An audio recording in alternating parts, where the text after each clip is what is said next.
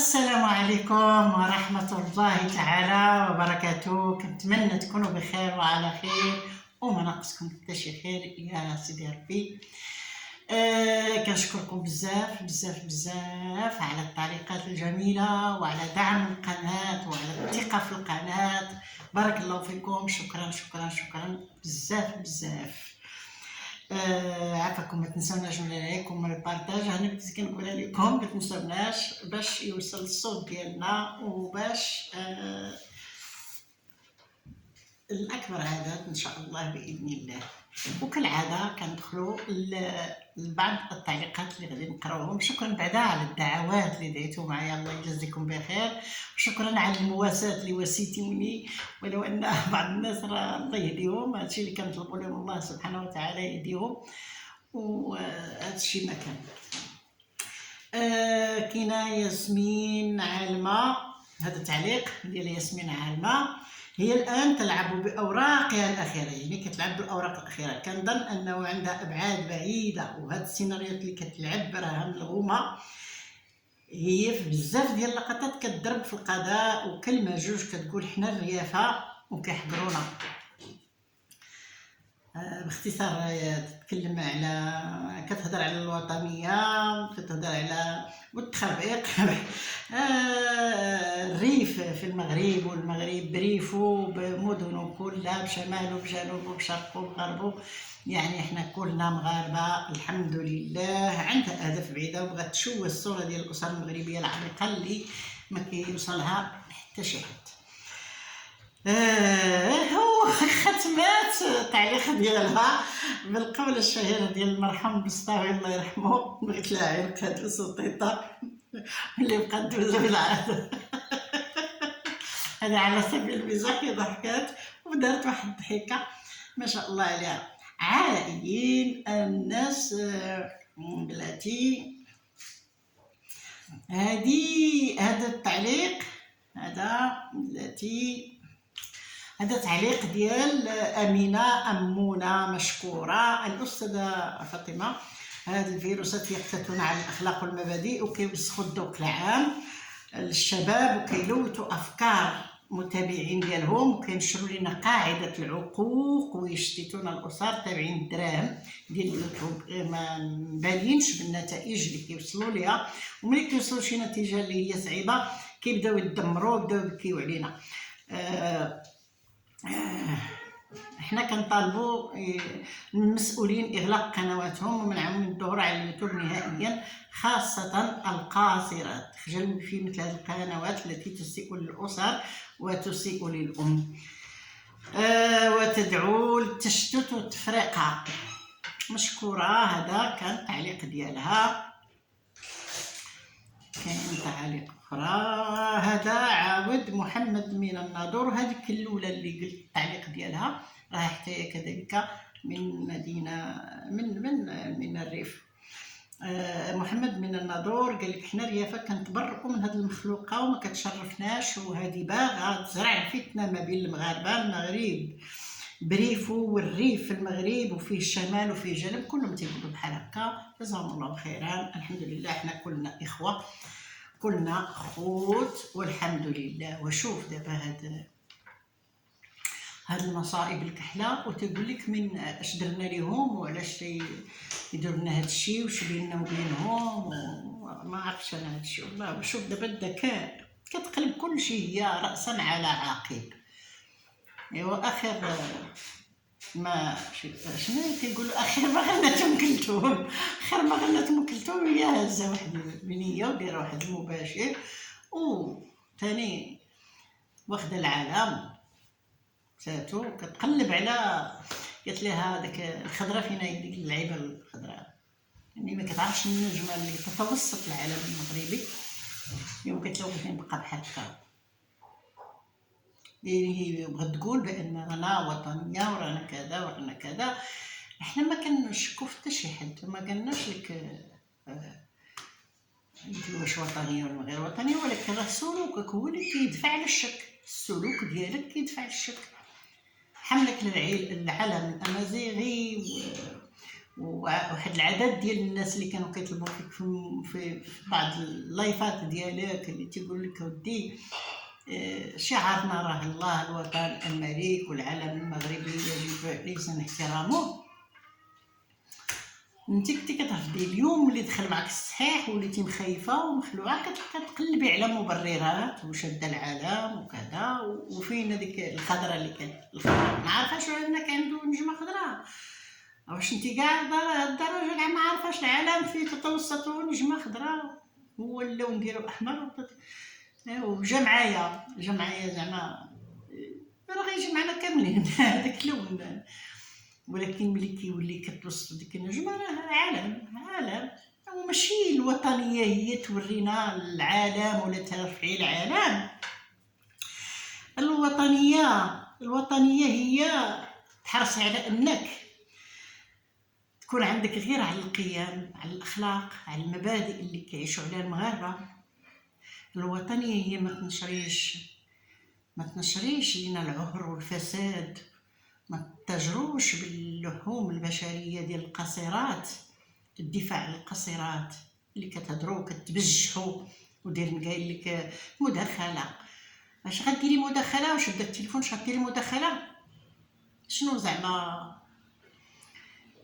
شنو القصيرات باش مسوهم هاد الناس؟ هاد القصيرات باش مسوهم لا الام ديالهم ولا الناس اللي كيدافعوا على القيم وعلى الاخلاق. الوطنيه راه هي ماشي تروجي لينا الانحلال الاخلاقي والضرب بعرض الحائط القيم. الوطنيه سلوك، الوطنيه دفاع عن الوطن، والدفاع عن الوطن كيجي باحترام الحياة المجتمعية للأفراد. هذه هي الوطنية، ماشي نروجوا المراهقين والمراهقات والناس حوايج اللي هي ماشي في حياتهم. واش كتفهموا؟ انا كنديروا معكم دابا بالخشيبات، واش ما كتفهموش؟ ما فهمتش كيفاش. انا علاش دابا عاد كتقولي يعني شكون اللي شكك لك في الوطنيه ديالك؟ وما الناس استاءوا من انك بديتي كديري شي ممارسات ماشي صحيحه. الوطنيه ماشي هو التجار بعقول وباجساد ديال قاصرات. فين مسيو هاد الناس اللي كلهم كيهضروا على كيقول لك حنايا كنتنمروا على القاصرات ولا كذا. فين احنا بالعكس ندافع على القاصرات وكنحملكم نتوما المسؤوليه كأب. كتحمل مسؤوليه كأب وكجده وكزوجه اب اللي تعيشوا مع هاد القاصرات، وكتحرضهم على انهم يخرجوا يضربوا في الام ديالهم. كيعيشوا مع هاد القاصرات وكتدفعيهم انهم يديروا مشاهد اللي هي مخله بالحياه العام. واش حنا كنعيشوا في شي بلاد اخرى؟ ما كنعيشوا في المغرب. راه الطامه الكبيره هي انكم كتمثلوا اسره مغربيه. شتي تكون انت نفسك درتي شي حوايج ما ندوش معاك. راه كاينين الناس اللي مسؤولين اللي كيشوفوا النهار اللي كتفوت القانون وكتفوت الخطوط الحمراء راه ينقضوا عليك طبعا وما كيظلموكش.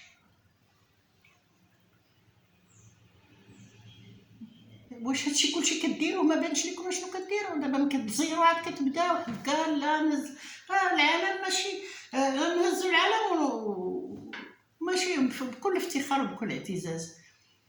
الدفاع عن الوطن ماشي هو تهز العالم. الدفاع عن الوطنيه كالدفاع عن القيم وعلى الاخلاق والحفاظ على السلوك الطبيعي واللي كنعيشوه كاملين حنا.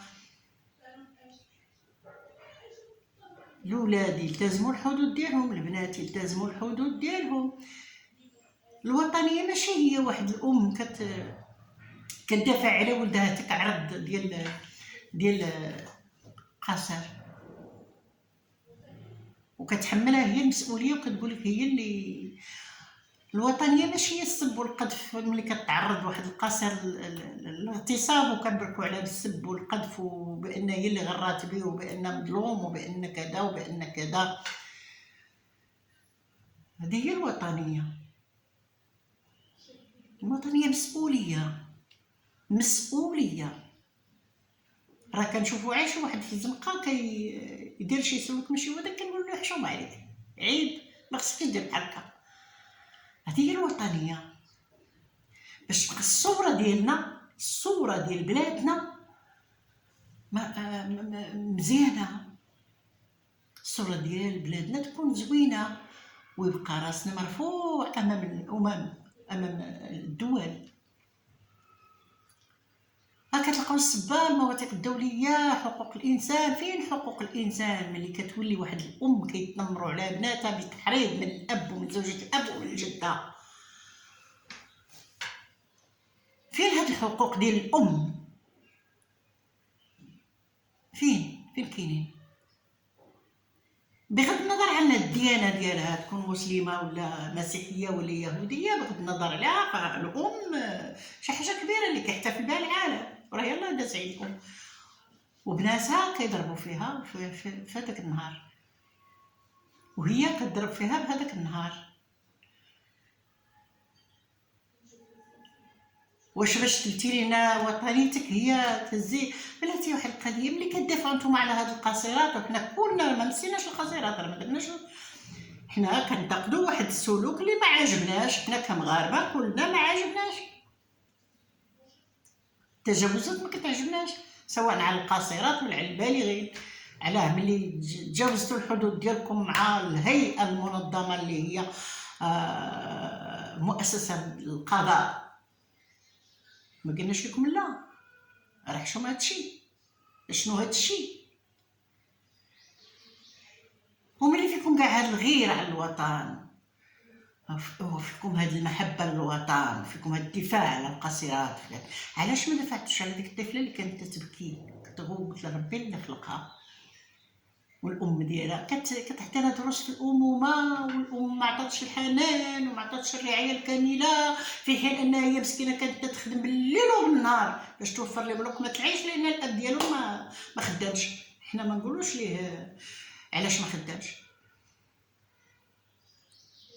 حيت هي في العمل وما كانتش، مع ذلك ما كانتش كتفرط في حتى شي حاجه.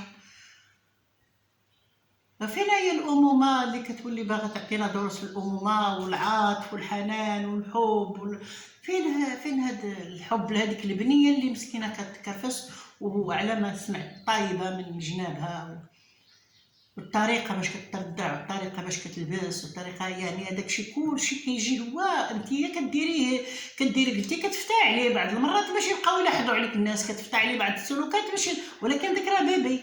فين الدفاع على الطفوله وعلى الطفل؟ وفين الجمعيات اللي جايه كتبجح شي وحده وكتقول واش معقول؟ هو هذاك الطفل ما بانش لك اللي كانت كتغوت، والام ديالها شاده ودايره المباشر، وملي كاع زعما راه تهلات فيها كتخشي لها بالداعه، كتعامل معاه بواحد المعامله ما عرفتش انا، والله العلي العظيم هادشي ما عرفتش فين غاديين به، ما عرفتش فين غاديه به. مداخله ديال المؤتمر ديال القمه، الله اش نقول لك، الله ينعلم العشم. مداخله، ويلي ولاتي ضحك كلمه بعدا قالتها ما تعجبني داكشي. انا ما صافيتيش من انا ولا ما انا، وراه باين الشغل، باين كلشي باين اش كتبدي تقلبي على المبررات، تزلقي زلقات، زعما راه ما شافك حد. ايوا هذاك راه ما شافو حد ملي كان كيقول غنغيز وغندير، وانا والله ما تصوروا مني شي حاجه، ولا ما شافو حد دابا. ايوا القادم وصادم، دابا كاع الملفات غادي تجبدو. اش كتخلقي انتي؟ اش كتخلقي؟ الله يهديك، انا نقول لك الله يهديك من هنا من هذا المنبر، نقول لك الله يهديك، الله يهديك على نفسك، الله يهديك على الطفل. حكا قلتي كيفاش غندخل، واش ما كتعرفيش بان لما قالت لك دابا هي ما نتخلاش على بنتي وما نمشيش للسجن بلا بنتي. قانون هذاك ديال راه كاين السجينات اللي كيرضعوا وليداتهم تما، كاين سجينات حاملات، كاين سجينات كيرضعوا وليداتهم. ملي كتوصل ديك العامين ديال الرضاعه الا كانوا محكومين بشي مده طويله ما كتعرفوش هاد القوانين المثقفه، ما كتعرفيش قوانين السجون. عجيب. واحد الكلمه بعد قلتها في التيف والله الا ما نتذكرش، قلت واش انا نخلي هاد البنت ونمشي للسجن؟ يا حليل يا خويتي، يا دوك الناس زعما الا كانت شي الله يحفظ الله يستر الله يجنبنا ويجنبكم كل سوء. الا لا جات شي مثلا عندها رضيع ولا رضيعه وقتلات او تهجمات او اي جريمه دارتها، يعني غتخلي داك راه كدي معها البنيه ديالها، وكتوصل لواحد الوقت راه كيهزوها كيحطوها اما للعائله اما شي مؤسسه لرعايه الطفوله. واش ما كتعرفوش هاد الشيء ما فهمتش انا ما كيفاش، والله ما فهمت. وعلى ما كاين شي ما كنتوش كاع كتقراو عا بعد التخربيق وسير اخرج المعقول، ما كنتش كتقراو سولوا اشنو كاين هذا، كيفاش زعما نتيا حيت عندك دريه غادي يعفوك الا كنتي درتي شي كارثه. والله بنيتي ما يعفوك ما يعفوك.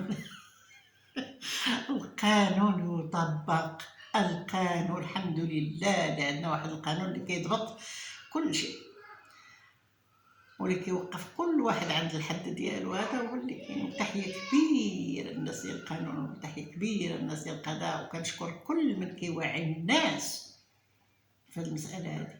وكيقول لك ما يعذروا شي واحد نقولها لكم بالدرجه بجليل القانون، كاين حتى شي واحد انه ما يعرفش القانون. والقانون ماشي غادي يجيو يبداو يقريو لكم، اللي بغى يرغب يقراه راه كيمشي يقراه، اللي ما قراهش يمشي يتعلم ويقرا. راه الحمد لله عندنا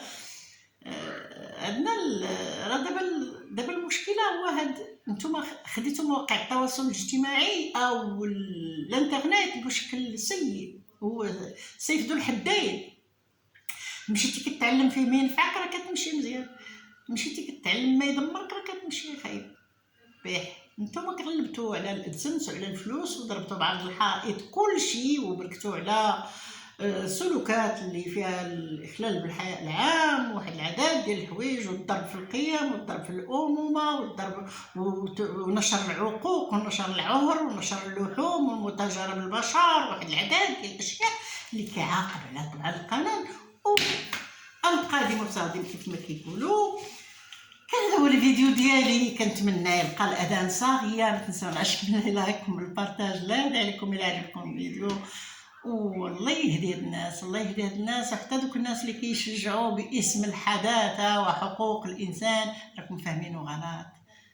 عاودوا راجعوا اموركم. راه صحيح مرحبا بكل شيء اللي وافد علينا، مرحبا به، ولكن بشرط ما يخدش الملامح ديالنا، ما يتعداش حدود الله. اي حاجه حنا متفقين عليها. انتم كتكلموا على الحقوق الانسان والمواثيق الدوليه والمعاهدات والى اخره، وكتبجحوا بالثقافه، ولكن ما كتعرفوش بان راه لكل حاجه عندها واحد الحدود معينه. مرحبا ما كاينش مشكل، حنا نحترموا كل شيء. تنمر ديال الامهات على البنات، كاين شي ام كتنمر على ولادها، وحيوان ما كيتنمرش على الصغار ديالو. كاين شي ام كتنمر، راه نتوما اللي تنمرتوا على هاد السيده. على اي تحياتي موداتي، راه ما غاديش نسالي، انا ديما كنبقى حتى كنقول ساليت وكنبقى غادا معكم. على اي كتبوا لنا ملي لايك، وكتبوا لنا من بارطاج، الله يرضي عليكم، ومن التعليقات، وناقشوني في الموضوع الله يرضي عليكم كيف العاده. وشكرا راه كاين بزاف ديال الناس اللي كيتناقشوا معايا، راه كنجاوبهم سواء كيتناقشوا معايا سواء من تجي ولا من تجي مع او ضد. انا مستعده نجاوب كل شيء، غير السب والقذف لا السب لا القذف. اللي سب وقذف راه كيعرف شنو كيطرى ليه، راه كنسوبريميه وما عمرو يدخل عندي وكنبلوكيه. تحياتي مودتي مرة أخرى، لايك البارتاج، وإلى اللقاء في فيديو آخر إن شاء الله بإذن الله.